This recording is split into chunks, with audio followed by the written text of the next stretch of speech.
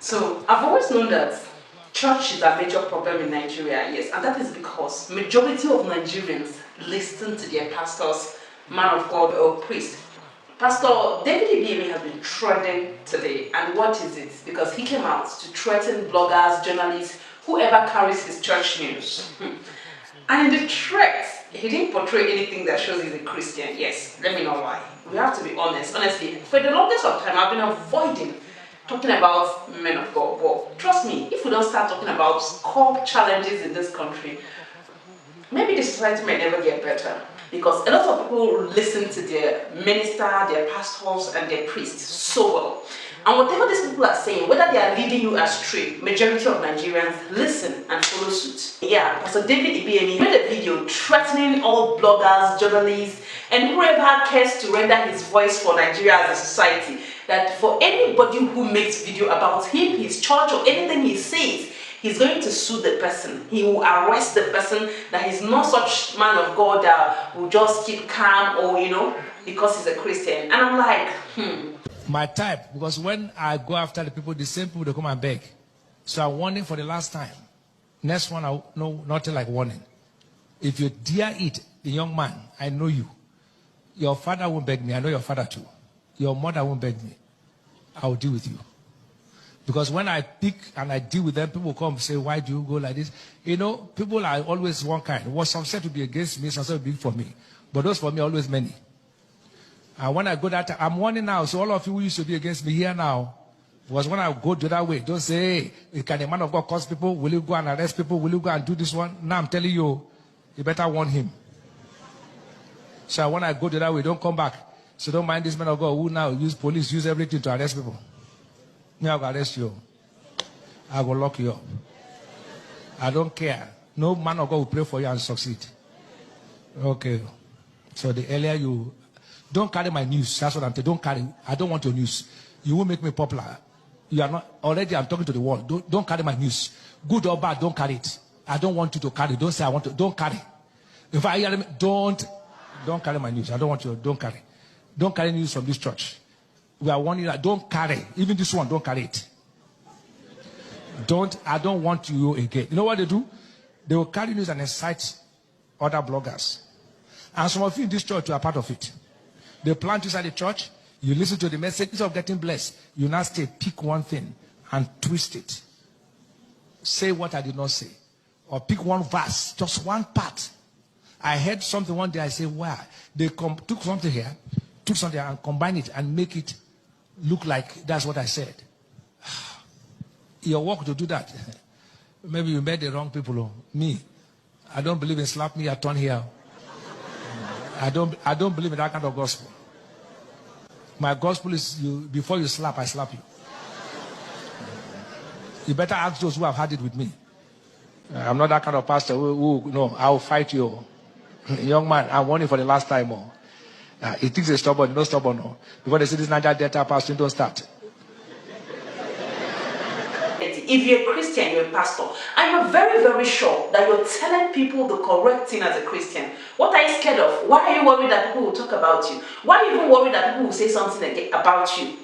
Or say something about what you said? What actually led to that particular video? Let me play this video for you to watch everything he said. And I'm going to also show you what led to him making this video.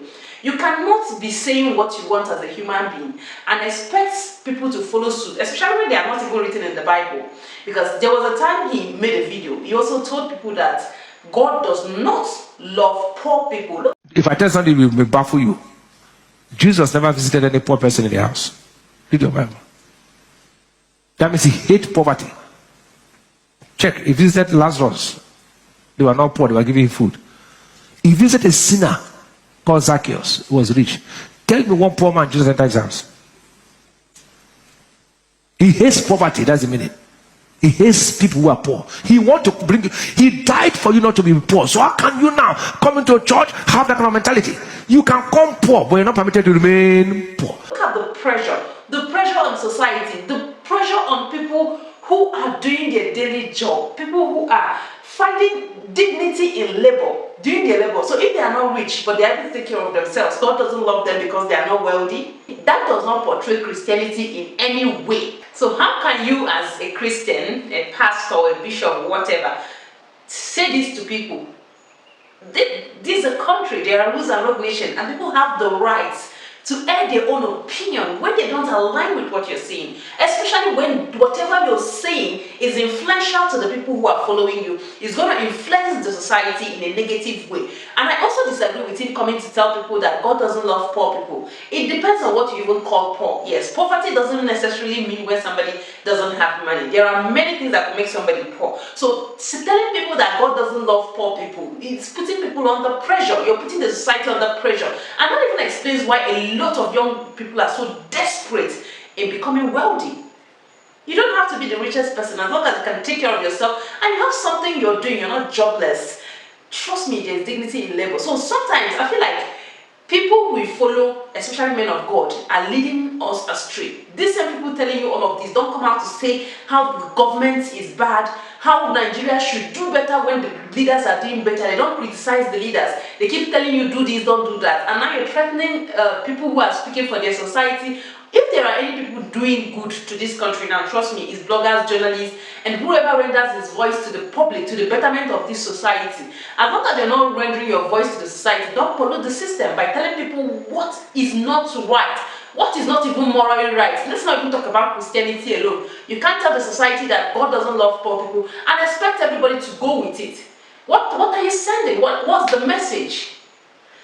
I feel like threatening bloggers and threatening journalists, it's off it. It doesn't show Christianity. It doesn't portray you as a Christian. It's not Christ-like in any way.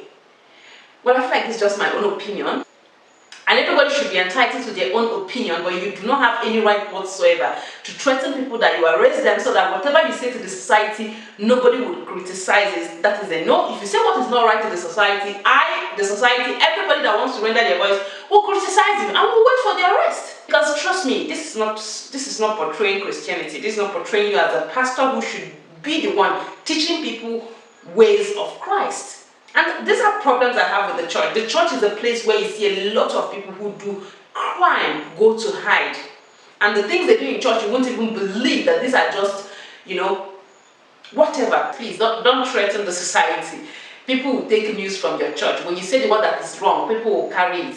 When you say the one that is right, if you do the one that is right, everybody will praise you. Majority of the people, not necessarily everybody. Well, my name is Ifeka, and I remain the voice of truth. Anyway guys, let me know your own thoughts in the comments below. Thank you for watching. Bye.